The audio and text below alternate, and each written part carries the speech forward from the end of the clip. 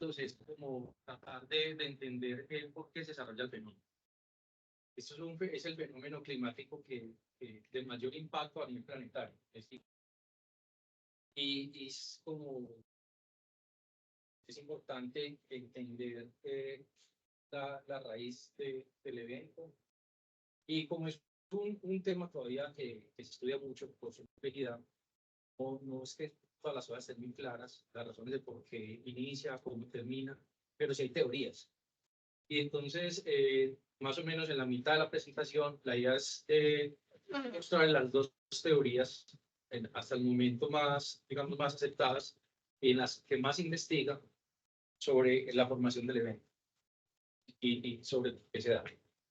Para poder llegar a ese punto, y después de esto hablar de si algunas cifras de impactos en salud, en el sector eléctrico y demás, teniendo en cuenta pues que acá todos trabajamos en diferentes áreas, voy a empezar con unos conceptos que son muy importantes para entender esas teorías, ¿cierto? Y lo voy a tratar de hacer desde un enfoque pues básico, que sea intuitivo, ¿cierto? En el camino, si hay cualquier pues, pregunta, mejor que pues, hacer la introducción del paso. Entonces vamos a empezar con unos conceptos de circulación global. Repito, todo es importante para poder entender digamos, la parte final de la presentación. Después de entender esos conceptos muy básicos de circulación global, pasaríamos al porqué de la hidroclimatología colombiana, es decir, por qué tenemos dos temporadas húmedas en el centro de la región andina, ¿cierto? Tenemos esos dos inviernos, entender por qué se da eso. Por qué somos un país rico en agua, ¿cierto? Para poder entender después el ENSO por qué nos afecta tanto. Se llama fenómeno ENSO porque es un fenómeno climático que consta de digamos, tiene dos componentes muy claras, que es el océano y otra parte de la atmósfera. El Niño, que es las iniciales están ahí, EN, es la parte oceánica, se relaciona con las temperaturas del Pacífico. Y la oscilación del sur es de la parte atmosférica, cómo varían las presiones en la atmósfera y cómo varían los vientos. Entonces ese fenómeno consta de esas dos componentes que se tienen que acoplar para dar como el desarrollo del fenómeno. Vamos a ver cuáles son las características del fenómeno y cómo se forma. Repito que son teorías, no es así cierta, pero son las teorías más aceptadas hasta el momento. ¿Cuáles son los efectos en Colombia? Y si nos da tiempo algo de su relación con el cambio climático. Empecemos por decir que todo lo que tiene que ver con el fenómeno, o casi todo lo que pasa en el planeta, es un tema de redistribución de energía. Constantemente el planeta está recibiendo energía del Sol. Esa energía se va a distribuir debido a que el planeta está rotando alrededor del Sol, fuera girando a su propio eje, tiene una inclinación, y el planeta tiene distribuido el agua y la Tierra de una manera irregular, ¿cierto? Hay más masa continental en el norte, etc. El océano recibe determinado calor en cierta temporada del año que es mayor o menor a otra temporada del año. Es decir, estamos recibiendo constantemente energía del Sol y el planeta tiene unas características físicas que hacen que esa energía la distribuya de cierta manera. Es parte de lo que vamos a ver. Aquí, entre los rasgos que podemos ver es cómo rota la Tierra, cómo gira sobre su propio eje, si estamos parados arriba del planeta por acá y la miramos hacia abajo, vemos que rota en sentido contrario a las manecillas del reloj, ¿cierto? Eso finalmente hace que los vientos, que vamos a hablar ahora, tengan dirección este-oeste. Entonces, esto, por ejemplo, es una característica muy importante, los famosos vientos alisios. Miren, por acá esta zona desértica. Pues también la idea es entender por qué se hace zona desértica y por qué en Colombia no cayó en esa zona y por qué a Colombia le toca tanta agua. Cuando hay gradientes en la naturaleza lo que busca es equiparar, igualar, quitar ese gradiente. Por ejemplo, cuando tenemos dos tanques conectados, uno más alto que otro, el agua va a tender del tanque alto al bajo. Hay unos diferenciales de energía ahí. La naturaleza trata de igualar, ¿cierto?, esas energías. Cuando tenemos un objeto caliente con otro frío, las temperaturas se van equilibrando. Aquí va a pasar lo mismo. Van a haber zonas, por la forma como gira el planeta, como rota, que van a recibir más energía que otras. El planeta, la naturaleza va a buscar redistribuir esa energía. En general, con esas características de inclinación del planeta y su giro en rotación alrededor del Sol, en el balance anual, el trópico recibe más radiación del Sol que cualquier otra zona. O sea que el trópico tiene más calor, tiene más energía. Y de forma natural, lo que pasa es que va a haber una transferencia de esa energía del trópico a los polos, a otras latitudes, para tratar de equiparar. Y el hecho de que esto sea cíclico, vamos a ver que hay fenómenos que se van a empezar a repetir año a año, porque siempre vamos a tener estas mismas características que sí varían, pero en escalas de millones de años que nos van a tocar a nosotros. Por ejemplo, esta inclinación del planeta, etcétera, la masa continental. En la escala de nosotros, esto por más se constata que lo que tenemos es que una rotación alrededor del Sol bien definida, pero a pesar de que esto es cíclico, no va a ser fácil de predecir por las irregularidades que hay en el planeta que les mencionaba ahora. Uno de los eventos cíclicos que resultan de eso es el fenómeno del niño, el ENSO. Tiene una fase cálida que es el niño y una fase fría que es la niña. Este fenómeno del ENSO se puede dar entre 2 o 7 años, en promedio cada 3.5 años, cada 4 años. Es cíclico por lo que les decía ahora. Entonces el Sol está radiando constantemente al planeta.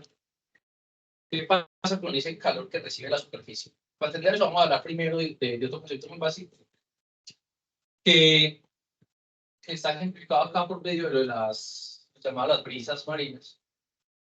Dicen que están en un día, en el día de la playa, el sol estamos pues en la mañana, el sol empieza a calentar toda la superficie, resulta que el agua, es más difícil calentar el agua que la superficie. Usted lo siente cuando está en la playa, no se va a quemar los pies, ¿cierto? De lo fácil que se calienta la arena o esta superficie acá. Entonces hay un calentamiento diferencial. Esto se va a calentar más que el agua, por el poder calorífico del agua, que es más difícil de calentar. Ahí se genera un gradiente. Cuando hay gradiente, la naturaleza busca equiparar romper esos gradientes. Entonces va a haber una redistribución de energía. Esta superficie que está más caliente hace que el aire que esté cerca de ella sea menos denso, le sube, tener menos densidad. Ahí se genera una especie de vacío que tiene que llenarse por una corriente. Entonces se genera una corriente de agua hacia acá, llenando ese vacío, que dejó el aire menos denso que subió. Y acá pasa lo contrario, el aire desciende y se forma esta circulación. Esto pasa a mayor escala a escala planetaria. El trópico recibe más radiación, tiene más energía, ese aire que está cerca del trópico es menos denso, asciende, y en el trópico, ese aire ascender se condensa en las partes altas de la atmósfera y se generan altas precipitaciones. Entonces el trópico tiende a llover mucho, por esa razón. En la noche, les va a pasar lo contrario. El sol se va, la fuente de energía se va. Durante el día el agua es muy difícil calentarla. Y se fue calentando ya poquito, esto se calentó muy rápido. Pero entonces en la noche, así como es, lo que pasa en la noche es que, así como en el día eso se calentó muy rápido, en la noche pierde el calor también muy rápido. Gana muy rápido calor, pero lo pierde muy rápido. Entonces la playa, esa parte de acá se enfría muy rápido, el agua se dedica más en perder ese calor. Entonces invierte los papeles. Ya el gradiente es al revés, esto está más caliente que esto, la circulación es al revés. Entonces en el día sentíamos que el viento nos llegaba hacia nosotros, estábamos en la playa, en la noche hace lo contrario. El viento va hacia algo. Se va. Entonces a escala planetaria es algo similar. En un balance, les decía que el trópico va a recibir mayor cantidad de energía del sol. Esto se queda como lo sistematizado ahí, más caliente. Entonces el aire aquí va a ascender. Se forma una circulación, algo similar a lo que mostraba las diapositivas anteriores. Este aire que escribe acá sube tanto que se condensa, se generan las gotas de agua y puede ir el trópico. Este esquema es como si esa esfera fuera estática. Como la Tierra rota, estas celdas se van a romper, se van a generar subceldas. Si el planeta no girara, quedaría una celda así. Pero como rota, entonces esto se van a romper, se van a generar varias celdas. Pero el trópico entonces está beneficiado por esa mayor cantidad de energía y altas precipitaciones.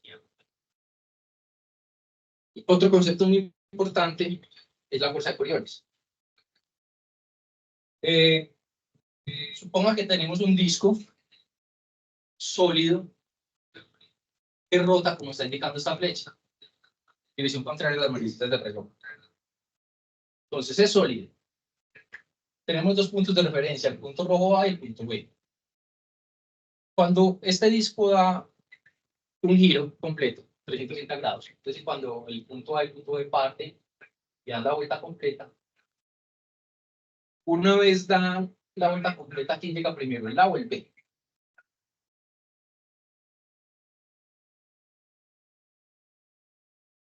El disco es sólido y tenemos dos puntitos ahí dibujados y esto empieza a rotar. Cuando se da el giro completo y llega a la cara, ¿de dónde está? Igual. Tiene que estar igual porque es un sólido. Llegan igual. Como llegan se demoran la misma cantidad de tiempo, llegan a ese punto, y a su vez el A recorre una distancia más corta, porque miren que la circunferencia que recorre el punto A es menor a la circunferencia que recorre el punto B. Quiere decir que el punto B va más rápido. Llegan igual, pero el punto B le toca más rápido. Listo, entonces los puntos que están a la circunferencia hacia el punto B van más a una velocidad mayor que los del lado. Mientras está rotando el disco, ¿qué pasa si el punto A o alguien o un objeto que está en el punto A trata de moverse al punto B? Al tratar de hacer ese movimiento, cuando se desplaza hacia el punto B, como esa parte de allá va más rápido, lo que va a ver es que cuando se desplace ya el B va más adelante. Va a quedar más adelante. Eso es como si el A, cuando se mueve hacia allá, lo desplazaran hacia la derecha. Se ve como deflectado hacia la derecha. Eso es una fuerza aparente que se llama fuerza de Coriolis y hace entonces en el planeta Tierra que en el hemisferio norte los vientos se van deflectados hacia la derecha.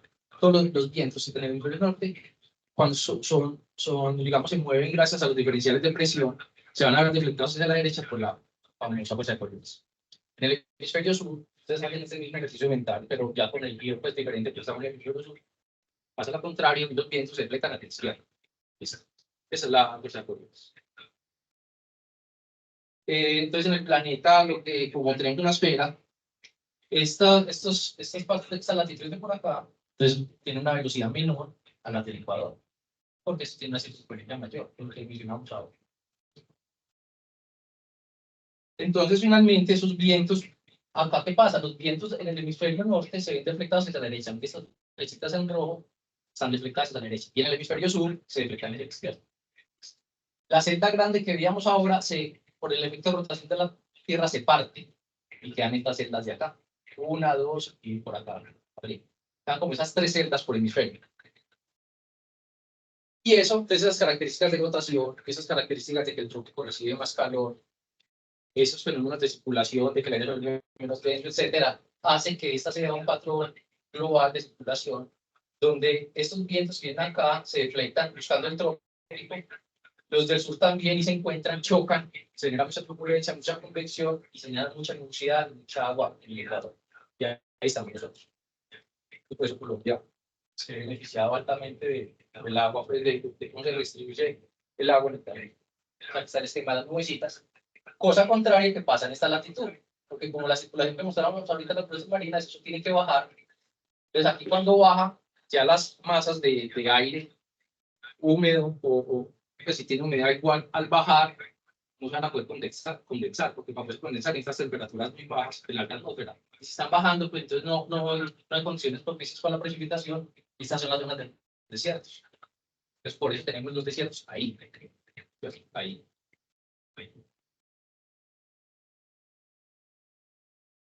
Esto es el mismo esquema. Estos son los vientos alisios. Estos están acá, son los famosos vientos alisios. En el fenómeno del Niño, estos vientos alisios se van a debilitar. Estos vientos alisios son los que nos traen el agua. Y en el fenómeno del Niño se debilitan. Entonces por eso se me van agua. Esta es una foto satelital de esa zona de donde confluyen los vientos de por acá del sur y los del norte. Y forman la zona de convergencia intertropical. Sí, esa es ya vamos para allá. Esa es, digamos, la pregunta más difícil de por qué se debilitan y ahí es donde se desencadena el fenómeno. Es una pregunta de continuación. Puedo ver nada más. Entonces, aquí digamos que está muy clara la explicación que das frente a la diferencia de los vientos frente a nivel del trópico. Pero los desiertos, eso que no pasa tanto Sí, arriba y abajo. sí. Pasa tanto Sí, arriba abajo, exactamente. pero está más concentrado arriba porque hay más continental, entonces se da. Perfecto, pero eso que también entendería yo que por eso en Chile también hay desiertos. Sí, exacto. Y ya acercándonos hacia los polos, o entre más norte o más sur, pues ahí también, digamos que llueve más, o eso se entiende, y ahí por qué sería. Es porque esta gran celda, al rotar, se parte y por la velocidad con que gira el planeta, si girara mucho más rápido, las celdas se partirían en muchas más celdas. La velocidad que tiene hace que se partan en estas tres. Y esta de por acá, pues por aquí no hay casi masa continental, entonces por eso no nos preocupa tanto, porque los países o espacios estamos ya subutados por ahí. Pero sí, por aquí hay unos vientos, también producto de esa celda que parte. Sí. Pues, bueno, esta es pues otra foto de acá está Colombia. Este fenómeno, esa zona comercial tropical, entonces recuerden que es producto de ese calentamiento preferencial en el trópico por la inclinación que tiene el planeta, etcétera, porque no estamos con respecto al Sol. Pero ustedes saben que el planeta cuando da pues una vuelta en los 365 días, tiene unas posiciones diferentes con respecto al Sol. Entonces hay una época en la que el Sol está apuntando más hacia el hemisferio norte, o sea, el verano del hemisferio norte, por allá mitad día. Y cuando apunta más al hemisferio sur, verano el hemisferio sur. Entonces esta línea roja, que es la zona de convergencia intertropical, va a buscar, se va a desplazar buscando esta zona de mayor calentamiento. Entonces, esta zona de convergencia tropical lo que hace es que en una época la va a ir para arriba y después para abajo, como persiguiendo al sol. O sea, con cierto rezago, porque el sol mientras calienta los océanos y las superficies. Ese movimiento hacia arriba y hacia abajo hace que pasen 2 veces por el centro de Colombia. Entonces, ahí salen las 2 temporadas húmedas de Colombia, en el centro de Colombia, porque Colombia, pues, cubre muchas latitudes, entonces la parte más norte y sur no tienen ese doble comportamiento de precipitaciones, pero la parte central sí.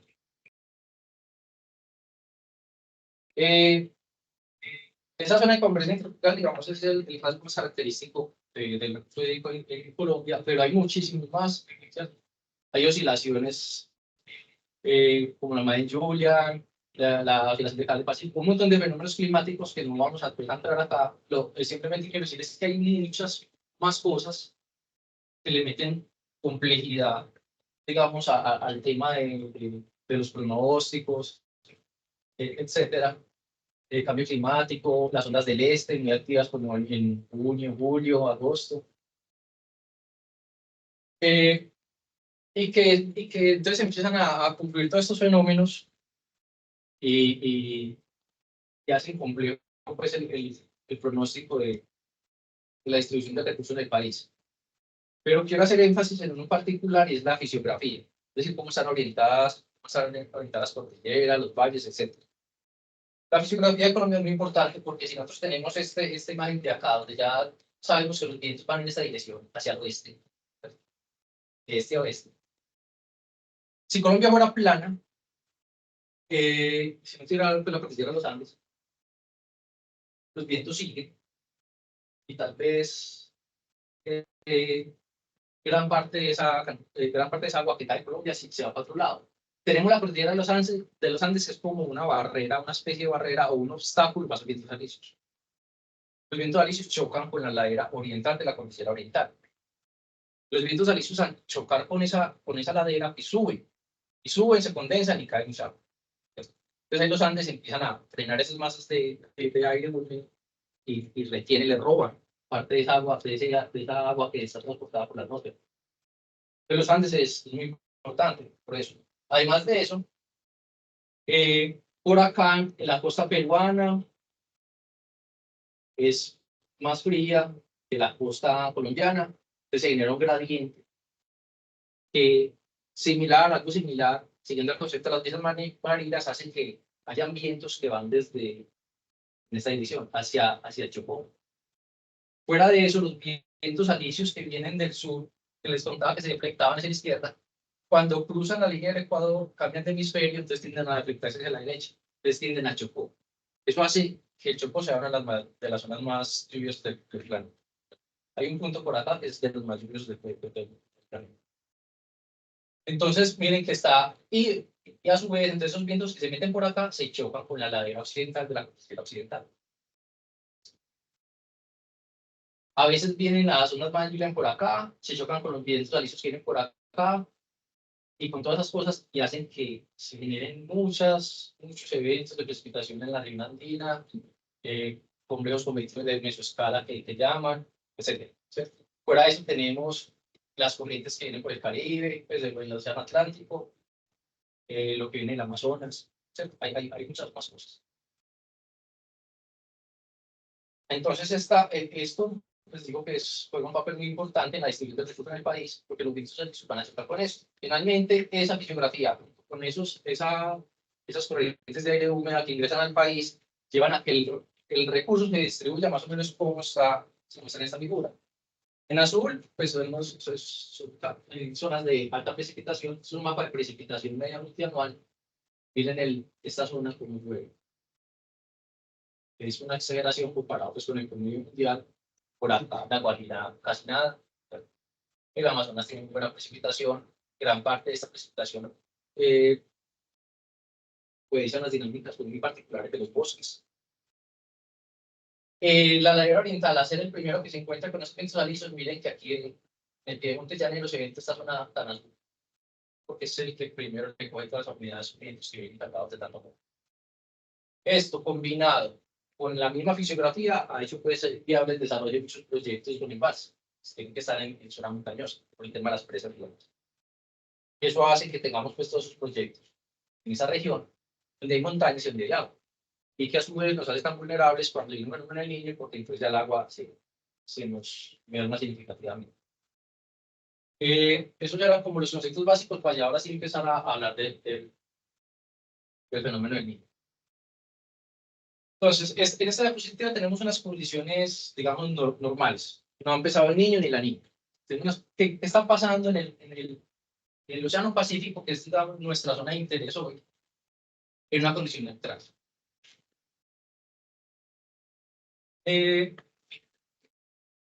Los vientos alisios entonces están transportando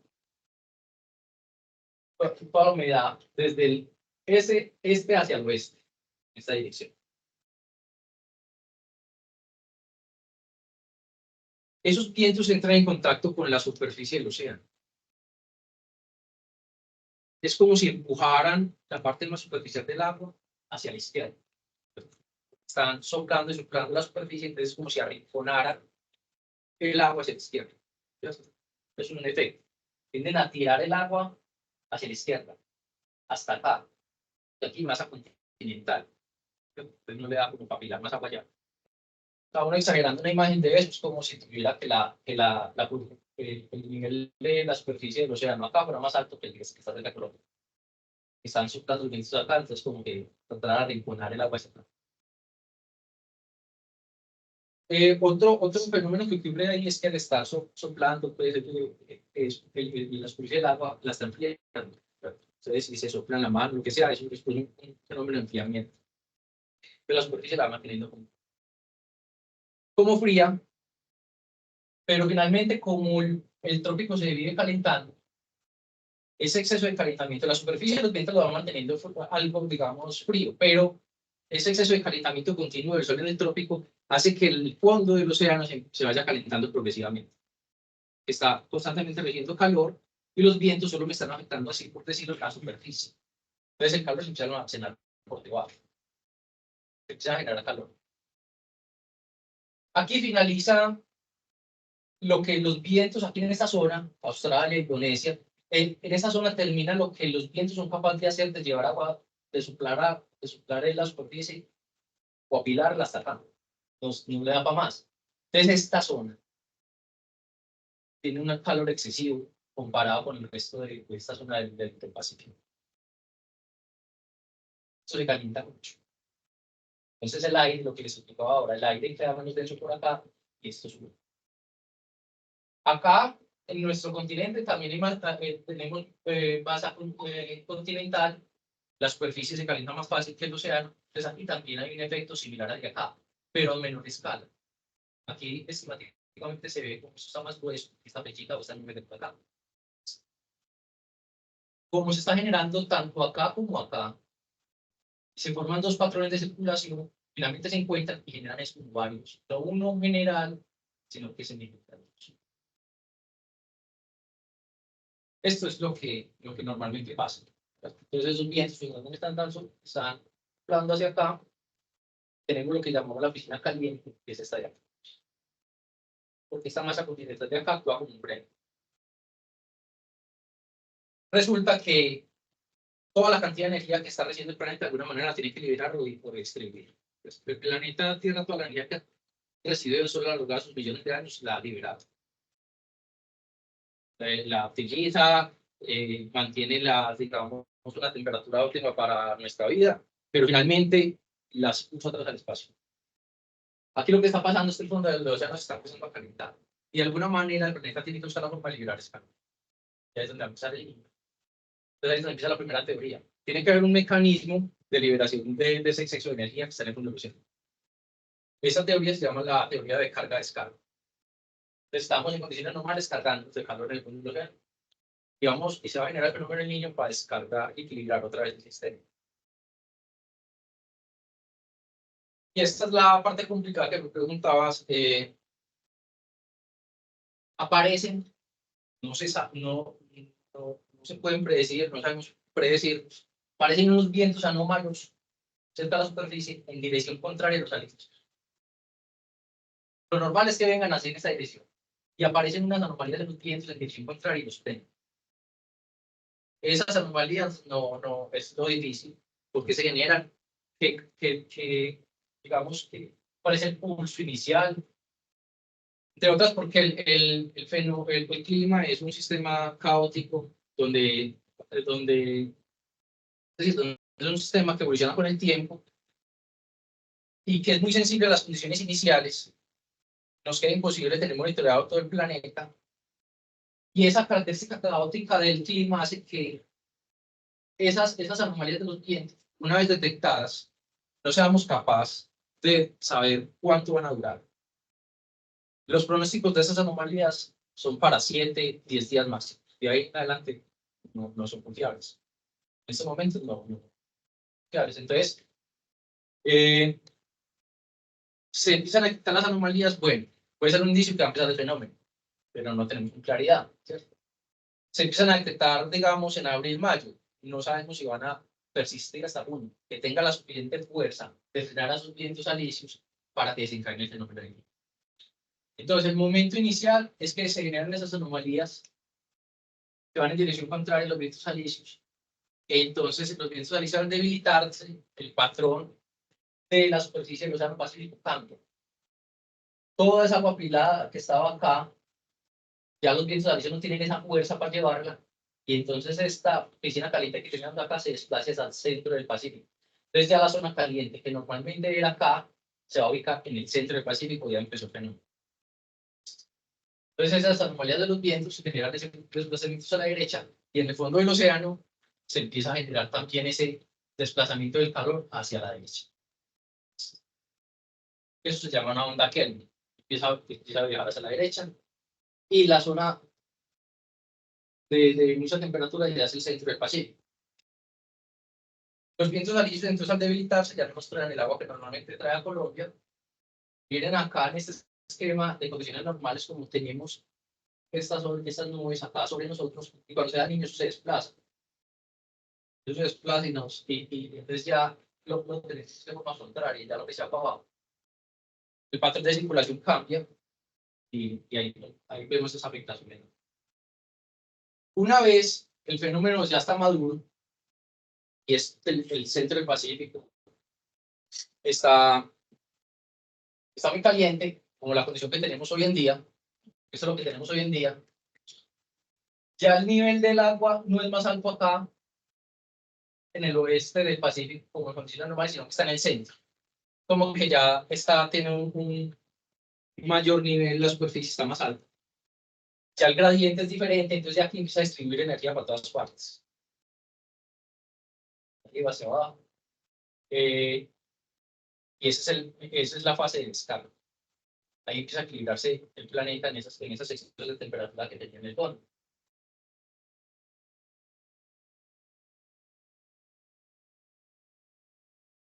En la niña es simplemente amplificar la condición.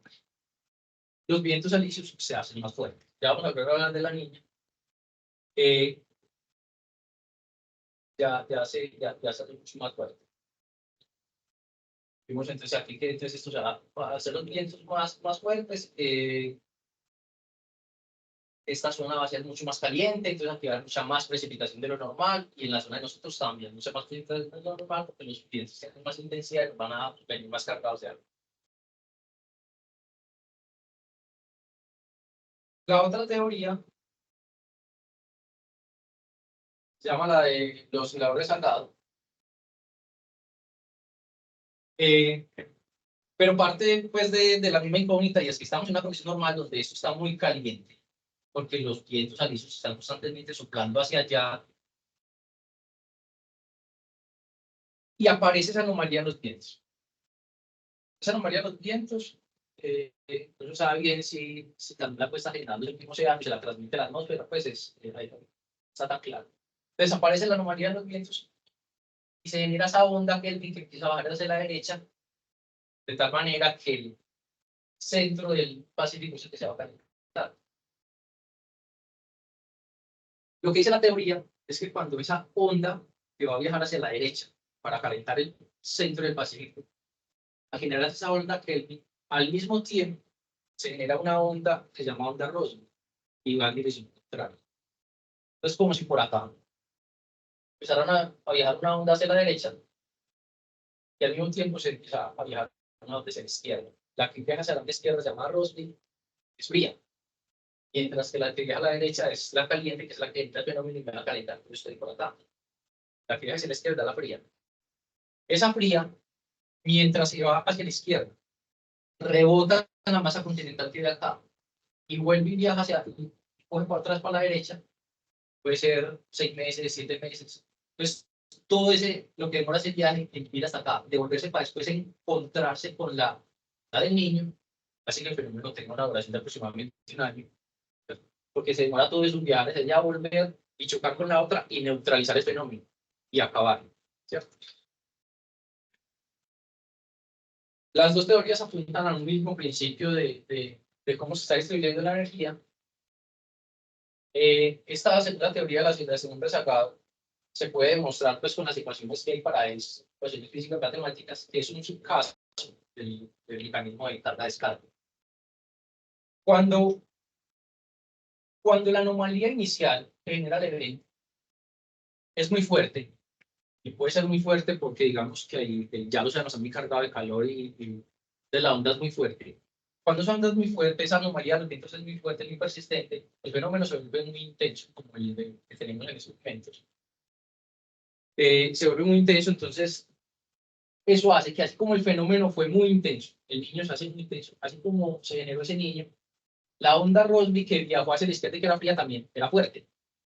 Por eso, cuando hay un fenómeno muy fuerte, el niño tiende a ser solo de 1 año, cuando es muy fuerte, porque el pulso inicial fue tan fuerte para generarlo, pero el que lo va a contrarrestar también fue una onda que también es muy fuerte, entonces tiene la capacidad de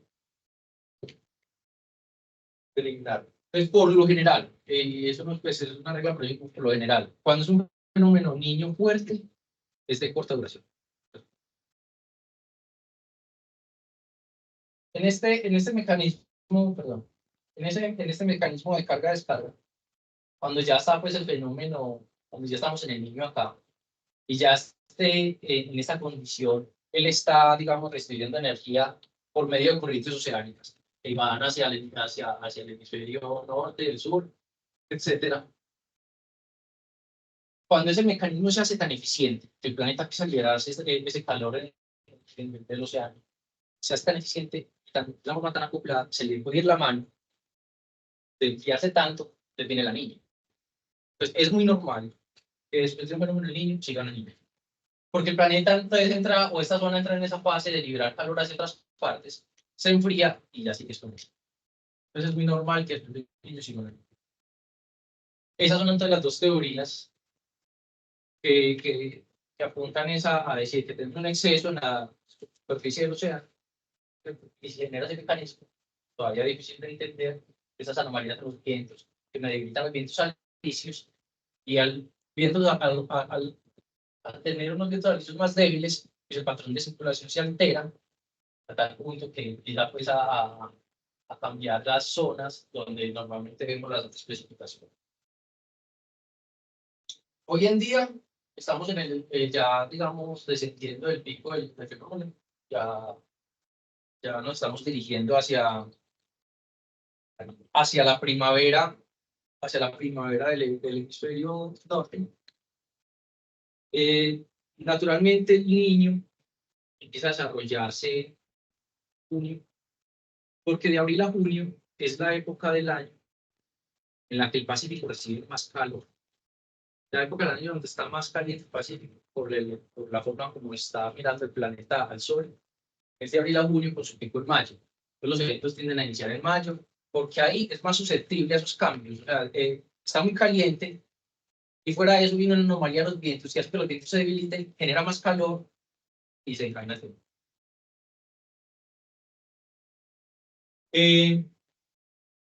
Y el fenómeno, cuando está así totalmente acoplado, como estamos en estos momentos, estamos en una época en que el gradiente es muy claro. Los gradientes están muy claros, entonces, para que esto cambie paulatinamente, esto está liberando calor para diferentes zonas del planeta. A medida que ese calor se está liberando, las zonas más frías del fondo del océano empiezan a subir, a reemplazar el calor que se está perdiendo. Entonces, se está enfriando paulatinamente. Este gradiente tan marcado se empieza a perder en esta época del año porque entramos a la primavera, donde naturalmente es como si el clima se resentiera. Ahí los gradientes en el planeta no son tan marcados como en las otras épocas del año. Cuando tenemos gradientes no tan marcados, es más difícil predecir, porque cualquier perturbación me puede hacer que el clima evolucione de diferente manera. Entonces, en la primavera son muy inciertas las predicciones por eso, porque no hay gradientes marcados, diferente a lo que pasa en agosto, cuando ya está más claro, ya hay unos gradientes marcados en el planeta, entonces ya los modelos responden mejor, porque hay menos componentes derivadas del azar, sino que ya tenemos claros comportamientos establecidos en el planeta en cuanto a gradientes de presión, de temperaturas. Los modelos en estos momentos muestran que es una gráfica de la temperatura del Océano Pacífico que va bajando, y que ya en las probabilidades para el segundo semestre estamos entre una condición electoral o una condición La Niña. Ya les mencioné pues que es normal que un niño siga una niña.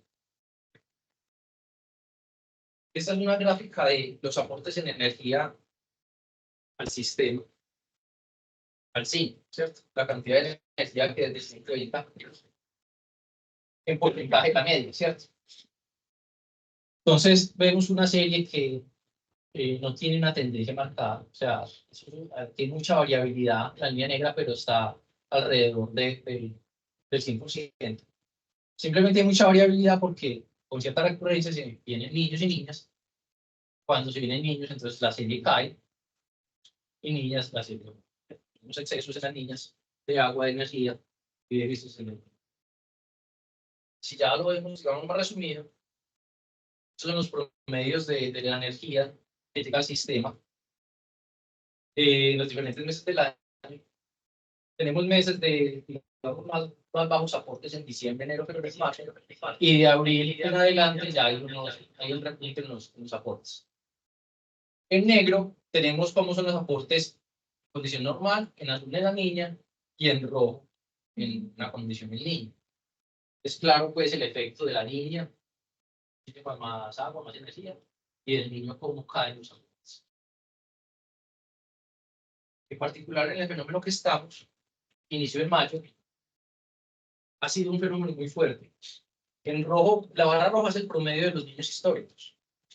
Este niño ha sido muy fuerte porque si lo comparamos con el promedio de los niños, mayo tuvo una afectación significativa, junio y julio no tanto, agosto más o menos, septiembre fue muy seco.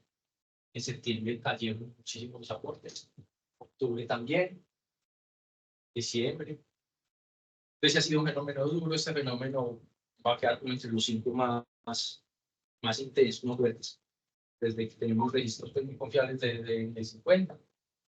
El más fuerte ha sido desde el 2015 y 2016.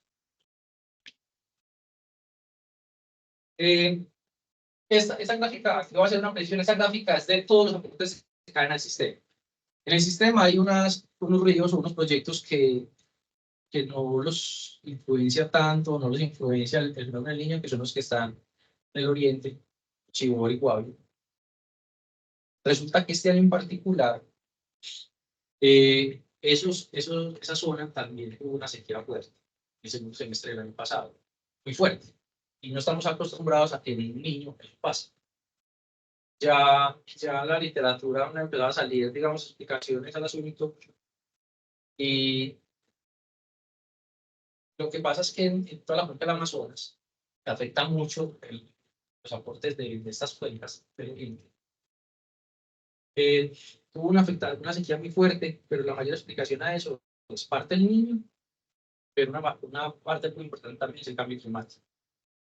El exceso de calor hizo que, aparte de la merma de precipitaciones en el Amazonas, digamos, por efectos de evapotranspiración y demás, los suelos también se secaron demasiado. Entonces, ese calentamiento excesivo hizo que se tuviera una sequía muy fuerte en el Amazonas. Parte de los flujos de humedad que entran a la zona ambiental del país vienen del Amazonas. Entonces, en conjunto, la región andina, por el fenómeno del Niño, más lo que estaba pasando en el Amazonas, que afectó a Guavio y Chivor, hizo que los aportes del segundo semestre del año pasado fueran muy bajos.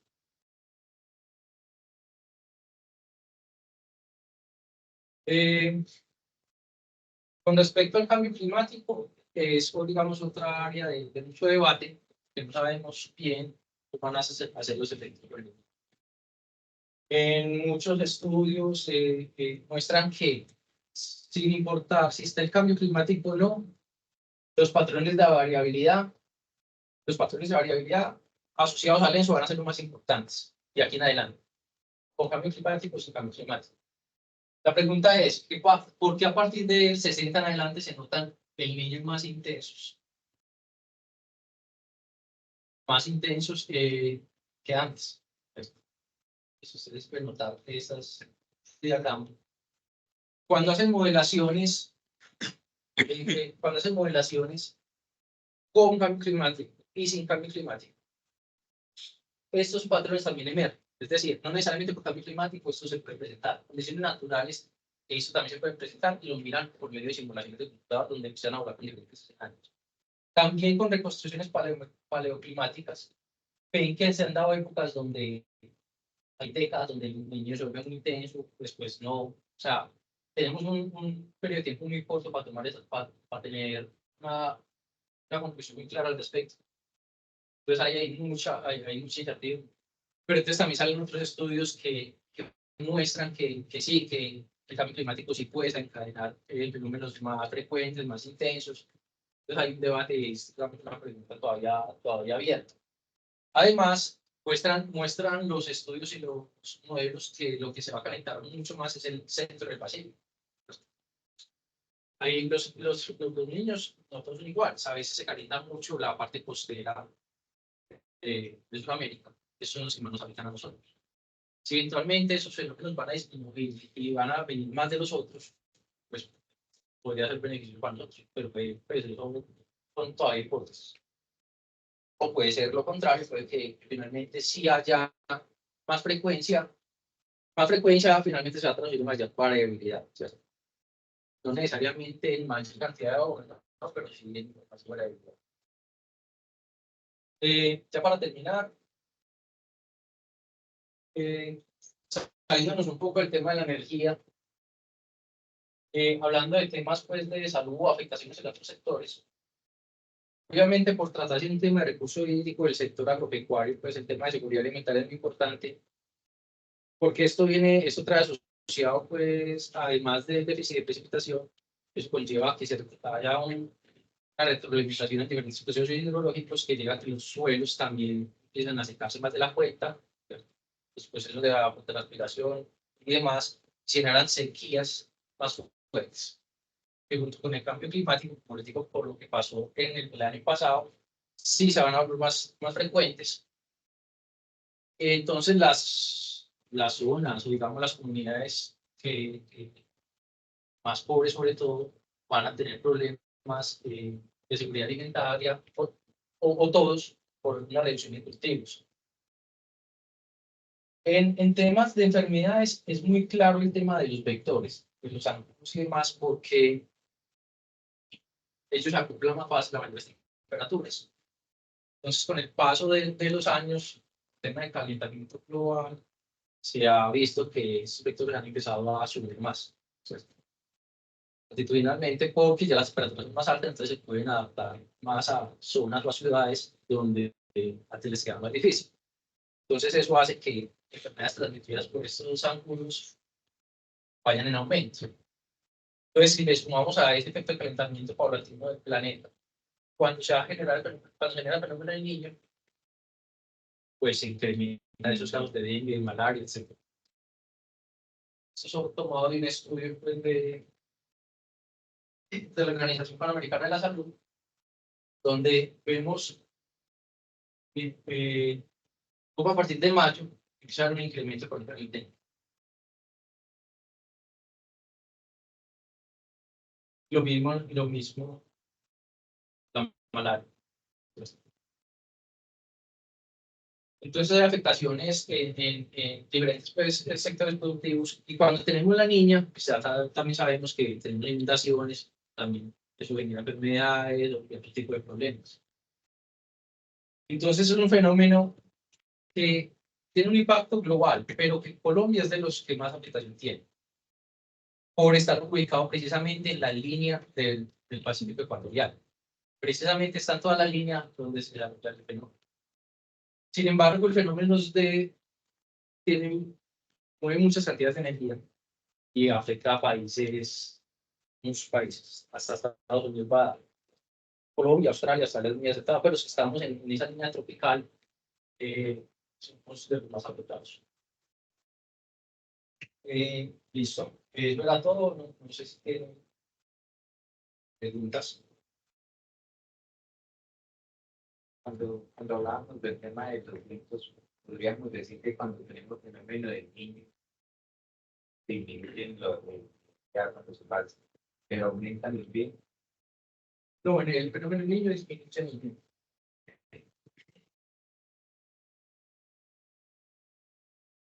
Entonces podríamos como diversificar la matriz energética del país, permite que haya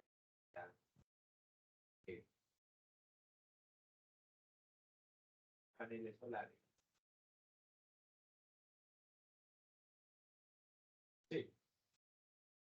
Sí, nosotros tenemos una dependencia muy alta de, del agua. Y hay razones que tenemos mucha acceso como matriz así. En la medida que diversifiquemos y vamos a riesgo en cuanto a la cantidad, digamos, de energía que necesitamos generar en determinado periodo. Sin embargo, hay que tener en cuenta que además de eso hay otros beneficios que pueden traer los embalses, que pueden, tecnologías, por ejemplo, el almacenamiento. Una forma de lidiar con esta variabilidad que impone el fenómeno de estos es el tamaño de los envases. En Colombia no es que tengamos los envases que regulen. Entonces, sí, la medida que se pueda diversificar, se va a hacer beneficioso. la dependencia. Pero sin descuidar también que la generación hidroeléctrica tiene adicionales que las tecnologías no tienen, de almacenamiento.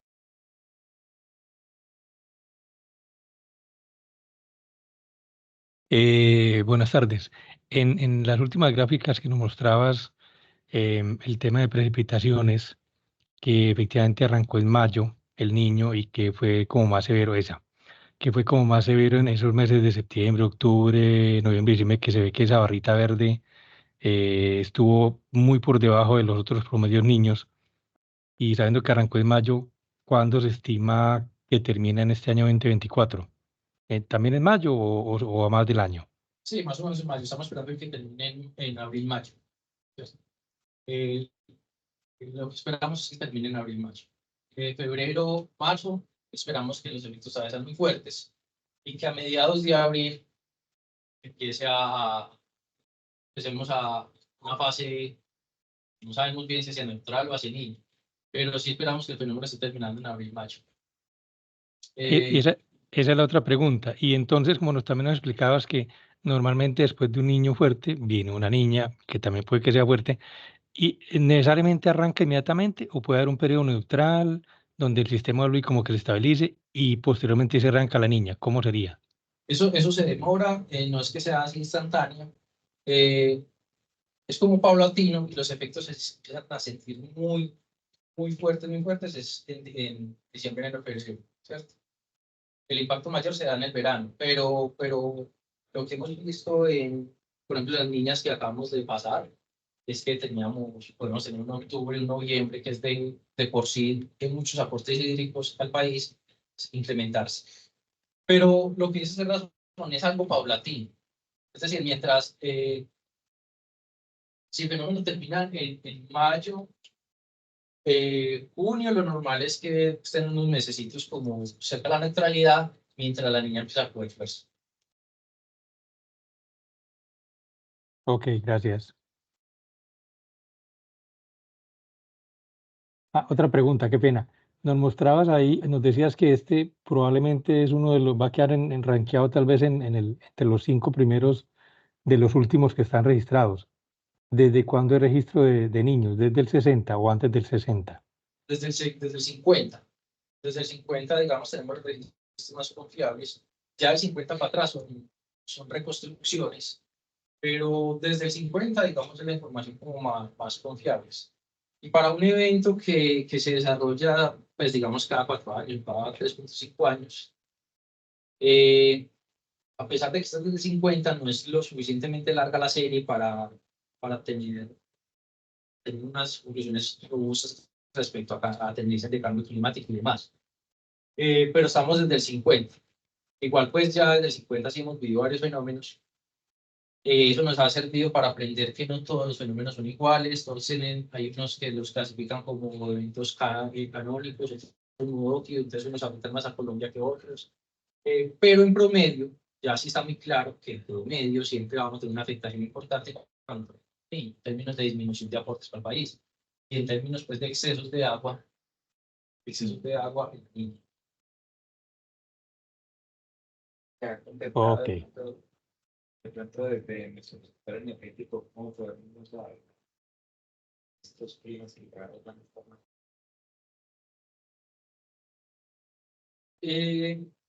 en términos de adaptarnos a la variabilidad hidrológica, está muy difícil porque el tamaño de los embalses nuestros es muy limitado. No tenemos embalses, pues no estoy diciendo que esté mal el sistema, sino que haya sido mal, sino que porque igual ya llevamos muchos años pues, con un sistema que respondió bien, pero la regulación de nuestros embalses no es muy alta, es muy alta. Y hacer un proyecto hidroeléctrico grande en estos momentos es imposible, pues no se ve como. Entonces ya lo que es apuntando el gobierno y demás es más como a la solar, a la eólica. Sí, en estos momentos a punta de proyectos hidroeléctricos no. El que se está viendo es por medio de. Por ejemplo, la solar, un fenómeno de niños sí se va a ver favorecida porque hay una disminución de nubosidad. En el niño trae menos precipitación, que está asociado a menos nubes, ¿cierto? Con los vientos no es tan claro, pero si uno pensara solo en la tecnología asociada al agua, la manera de enfrentar la variabilidad sería punta de envase. Ahí no lo podemos hacer con eso, porque la política lo lleva mucho. Sería diversificado.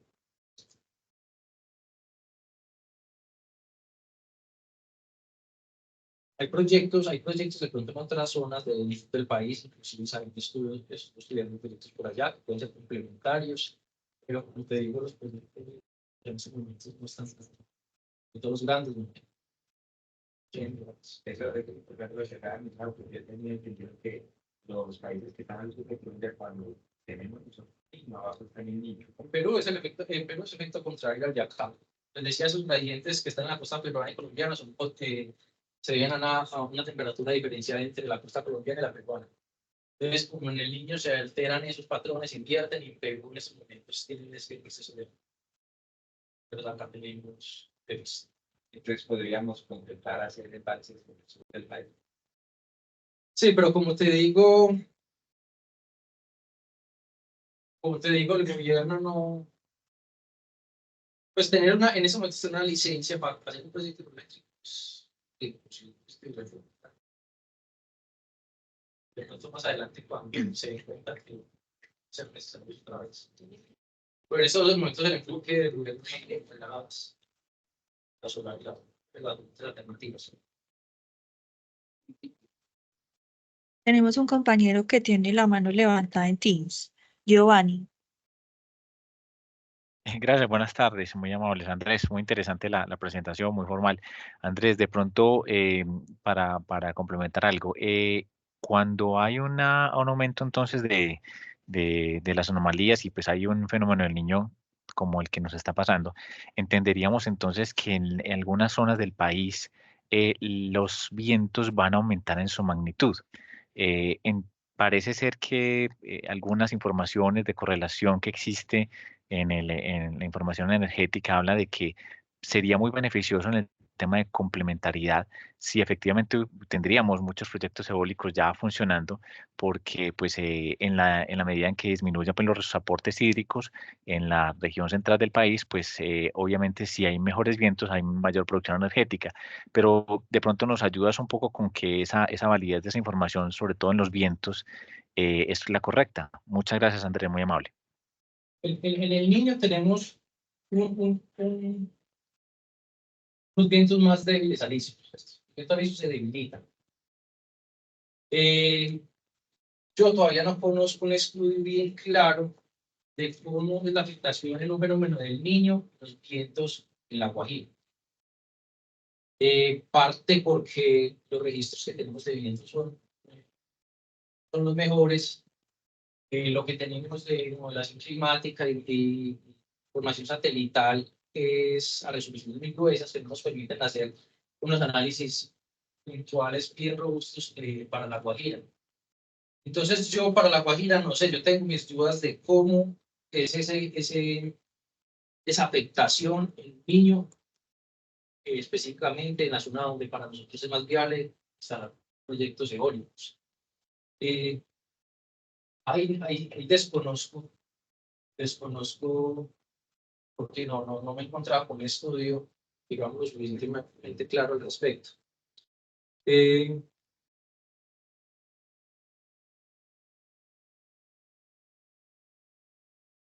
Yo pensaría que hay más complementariedad con la solar.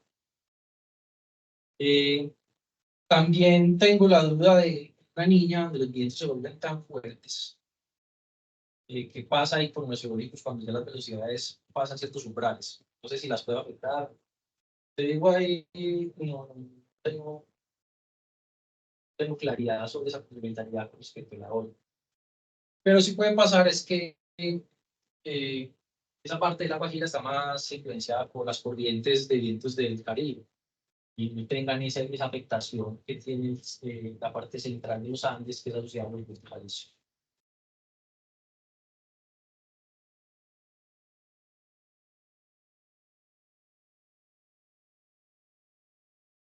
No hay más preguntas por acá.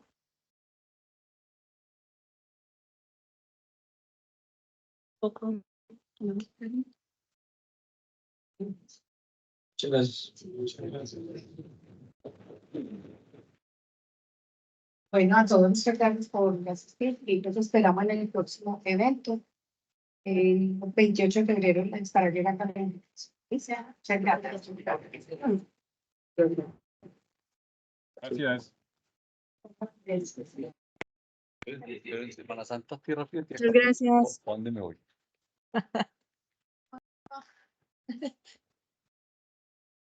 Bueno, ahí te envié lo de la marcha.